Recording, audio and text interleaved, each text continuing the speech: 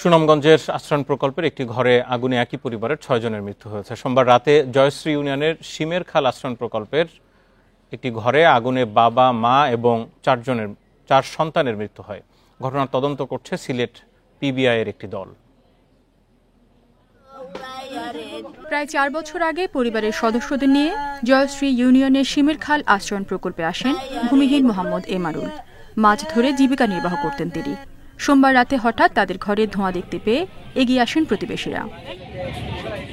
আশ্রয়ণ প্রকল্পের অন্য বাসিন্দারা জানান, এমারুলের ঘরের ভেতর থেকে দরজা আটকানো ছিল।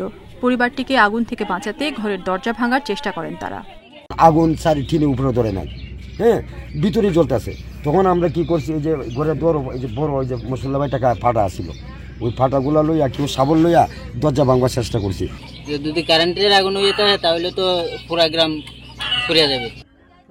মঙ্গলবার ভোরে পুলিশ ঘটনাস্থলে পৌঁছালে ঘরের ভেতর থেকে আগুনে পুড়ে যাওয়া 6 জনের মরদেহ উদ্ধার করা হয়।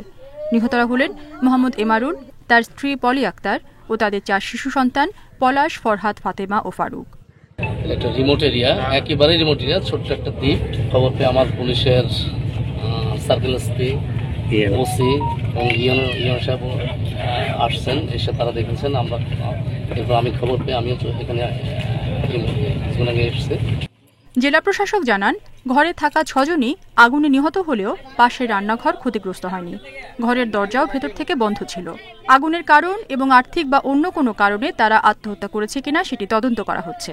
আগুনটা এইভাবে লাগছে যে ওনার যে রান্নাঘর আছে, আমাদের আশ্রয়ণ প্রকল্পে অ্যাটাচ একটা রান্নাঘর আছে, রান্নাঘরের বাসন কোসন পর্যন্ত কোনো ধরনের ক্ষতিগ্রস্ত হয় না।